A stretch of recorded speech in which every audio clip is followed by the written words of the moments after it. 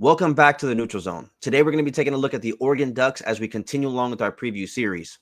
Can Dan Lanning finally get this team over the hump and hoist that first championship in Eugene, coming in as one of the favorites to win it all?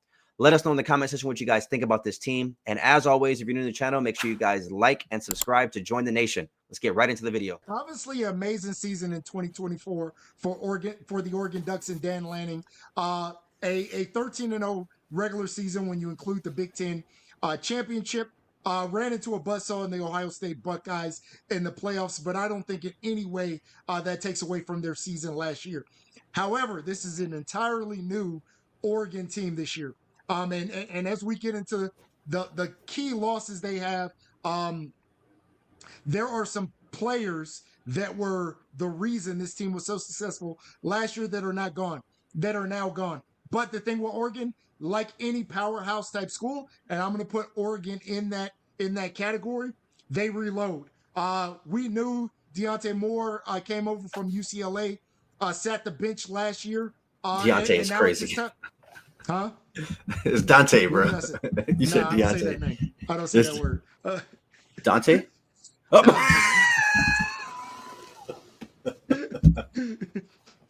His name is Deontay on this show. Hey, I'm not gonna lie, that was some funny ass shit. Yo, no one's gonna get that. No one in the chat is gonna get that, but that's fine. Keep it going. but when you lose a Dylan Gabriel, again, a all-timer in terms of quarterback at the college level, Tez Johnson, Jordan Burch, you see the names. Those players were a reason this team. Are you good?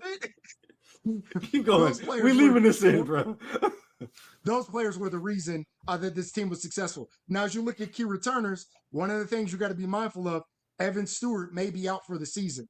Now, there's some players that came in, DeCorian Moore, the 5-star receiver. They're putting in that Jeremiah Smith type atmosphere. We'll see. They brought over 3 linemen in the transfer portal. Makai Hughes from Tulane, 2 back-to-back 1,300-yard seasons. I think last year he went for like 1,400 yards. So a nice running back. Oregon's going to reload. This team is as ready to go on a run as they were last year. It's just, do all these pieces fit? Does the schedule pan out? And can they do it again? Stephen, what's your thoughts? So I do want to say, I think the biggest key for this offense is going to be DeCorian Moore. He was a very highly touted wide receiver prospect. And I think with the Evan Stewart news coming out with the significant leg injury a couple of days ago, he's going to immediately be elevated into kind of that lead role. I know Malik Benson's coming from Florida State, but he didn't do much last year. That offense was really bad. So it was kind of understandable. But I think he's a speed guy. He was formerly at Alabama. So he's a talented prospect in his own right. But you lose a lot. You lose Dylan Gabriel, who's obviously record holder in college football. Tez Johnson, who was their Swiss Army knife for Oregon. They're playing running back, playing slot, playing out wide for the majority of last year. And you lose Terrence Ferguson. I think the Terrence Ferguson loss is going to be very, very big. He was one of the better college football quarterbacks. He was there for a while, had a lot of continuity and chemistry with Dylan Gabriel. But obviously you bring Kenyon Sadiq back. I think he's a projected second-round pick. So I want to see how this team looks in the first couple of weeks. Last year, I want to go back to last year really quick. As I was when you were doing the intro, as I was kind of looking at this schedule, this was one of the most dominant teams we've seen in a long time, and nothing came of it. And I understand 13-0 is a great season, but they lost in the first round or second round, excuse me. But if you just look at their wins, they started off very, very slow with the Idaho Boise State wins. Yeah. But then they started blowing teams out. And then obviously that big win at home against Ohio State, we were at that game. Best game I've ever been to as far as atmosphere goes.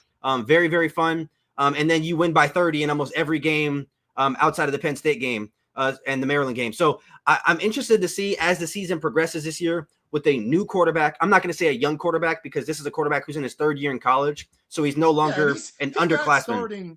He started at UCLA.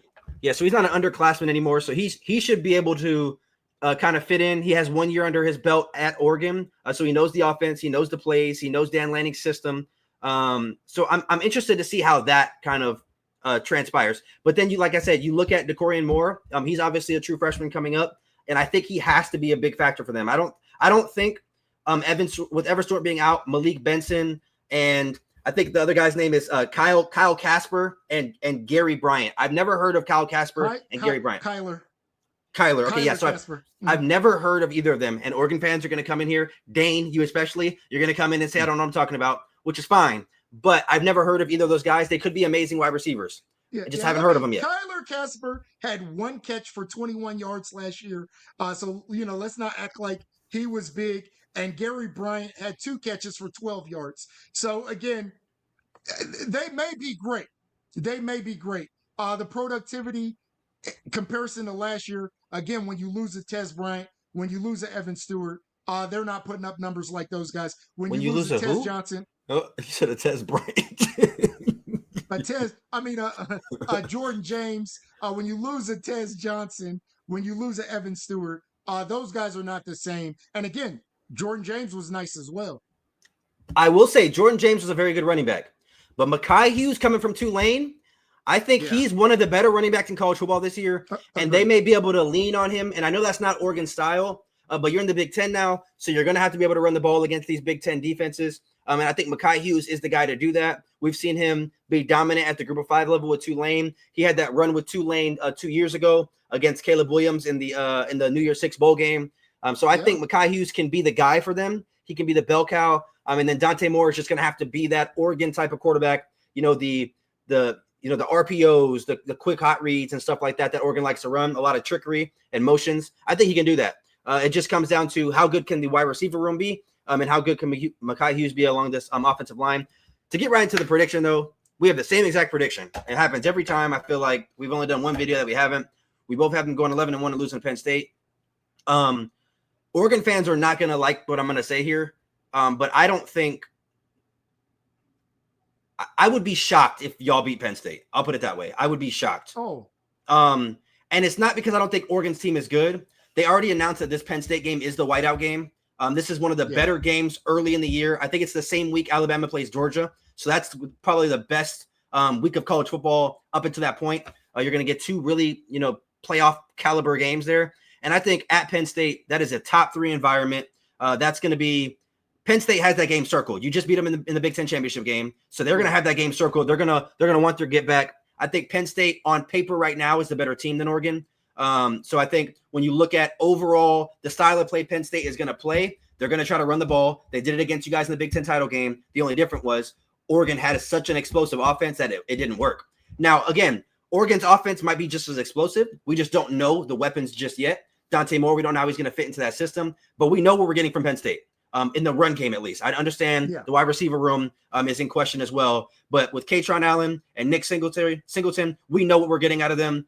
So I think that game is a little bit too much when you're talking about Oregon going in and winning. I would be shocked if they went in and beat Penn State in a whiteout game. I'm sure it's going to be at night. That's your third or second Big Ten game. I don't know if I'm sure that's Penn State second or third as well. But that's the first notable game for both teams. I know the Civil War is a rivalry game, but y'all are not worried about Oregon State. So I think that game is going to be the most notable game. And even if you lose that game, you're 11-1. I think you can get a rematch with Penn State in the Big Ten title game, depending on what happens with Ohio State and Michigan and teams like that. But even if you don't get a rematch, you're a 5 or 6 or 7 spot. You could possibly get the top 4 seed as well if you go 11-1 and lose to Penn State. So. What's your thoughts on the Penn State game? I'm sure you're not going to say they're shocked. You're shocked if they lose or if they win. But I would not be shocked. I'm going to tell you, I view this Oregon team a little bit different than last year's team. I think last year's team was an offensive juggernaut. I like Oregon's defense this year. When you mix in Bear Alexander, who they brought over, Dylan Thinnerman, who they got from Purdue, one of the top safeties in college football, probably number 2. I think they're going to really ride this defense. And like you said, I think this is going to be a little bit different of a team. I think they are going to ride Mekhi Hughes. I think he's going to be the bell cow in this offense. So they're going to do things, I think, a little bit different. Again, especially when you lose all that productivity on the outside. But that Penn State game, again, to me, styles make fights. Penn State is an in-the-trenches team and a whiteout. You said a top 3 atmosphere. I would arguably say Penn State in Beaver Stadium for a whiteout game may be the top atmosphere in college football. Those fans, you got over 100,000 fans screaming, yelling. I haven't been. It's one of those bucket list games where I truly have to go to, but that's going to be a lot for, and I'm going to call him D Moore. That's going to be a lot for a quarterback without a bunch of starts to go into that atmosphere as really his first. And again, I know you mentioned the Civil War, but that game also happens to be in Oregon. That's going to be his first true test in this college football season. And that's not the atmosphere where you want your first true test. This Oregon team by the end of the year may really be on a run. They have some talent. Decoria Moore, if he steps up, especially to solidify that outside receiver role, this is a team that could win it all. But I just think that game, at that point in time in the schedule, in that atmosphere, that's a tough one to overcome. So I had to go Penn State there. Now I'm going to flip it though. The bottom could fall out of this. This is a team that, because of how much they lost, and when you look at my floor at 7-5, it is because we are counting on. What 5 would you say? I think I know I had Penn State. I know I had USC, Wisconsin, Indiana, and Oregon State. Not Washington? No, I'm not. I don't trust in Washington just yet. My 4 were Penn State, Indiana, USC, Washington. The only reason why Washington is because it's on the road. It's a rivalry game. That's why I had it that. Yeah, but I can see the floor falling out of this. This could be a major step back because they've lost so much. Again, we are really giving credit to the offensive genius of Dan Lanning, just assuming that he's going to be able to replace all those parts and keep this thing rolling. He may not be able to. He may not be able to. I suspect that he will. I suspect that this Oregon team is going to be solidly in that championship contention conversation come the end of the year. But I wouldn't be surprised. I wouldn't be totally surprised if they've dropped 4 games going into the end of the season. I would be shocked if they lost 3 or 4 games. Because the only 2 games that I'm like, okay, I can see it is Penn State, USC. I'd be shocked if they lost to Washington. They're on my floor, but I would be shocked just because Washington's such a bad team this year. They've lost a lot. But I will say, I want to kind of circle back to the Penn State game before Oregon fans crucify me. I don't think Penn State is a better team than Oregon. I think when you look at where they're having to play, if it was flipped and Penn State came to Oregon, I don't think there's any way Penn State could beat Oregon. I think that's how, like, when you're looking at Autzen and when you're looking at Beaver Stadium, I think those 2 atmospheres play that much of a factor. We saw last year Oregon beat Ohio State, and it looked like they were, neck and neck, in the game. Then they played at a neutral site and they lost by 3 touchdowns. I think playing in Autzen is a very, very big deal. And playing in Beaver Stadium is a very, very big deal. Like you said, we've never been to Penn State, but I've been to Oregon. So I think if Penn State were to play at Oregon and the environment was like how it was when we went to the Ohio State game, I would give little or no chance that Penn State wins that game, even having a young quarterback, even having all this turnover, because I think how loud that stadium was, I couldn't hear myself think. So I think, and I'm sure Penn State's worse because there's 30 to 40,000 more fans at that stadium. It's a whiteout. Yeah, 40, we know the Mo Bamba. 40 to 50,000. Yeah, so I think that's where I stand. I think if it was a neutral site, then I would say, it's a toss-up. But I think at Penn State or at Oregon, I'm leaning to whoever the home team is. So I just want to make sure I make myself clear on that when, Oregon fans come in here.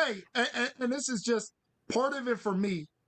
I didn't feel comfortable going back with Oregon at 12-0, coming off of a 13-0 season. I don't think that they can repeat going undefeated in the regular season. No, I very hard to do. But I'd be very shocked if they repeat it going undefeated in the regular season. But 11-1 gets you into the playoffs for sure. Like I said, it'll probably get you a top 4 seed depending on what the SEC looks like. But nonetheless, you'll have a chance to compete for a national championship. And like I said at the beginning of the video, I think it's going to come down to Mekhi Hughes, Decoria Moore, and these other, pieces that you're plugging in places in after Evan Stewart goes down, the Kyler Jaspers and the Gary Bryant. So hopefully those two guys can pop off. But if you guys are new around here, make sure you guys subscribe. So disrespectfully. Make sure you guys subscribe. Join the nation. We'll see you guys tomorrow. Tomorrow's preview. Peace out.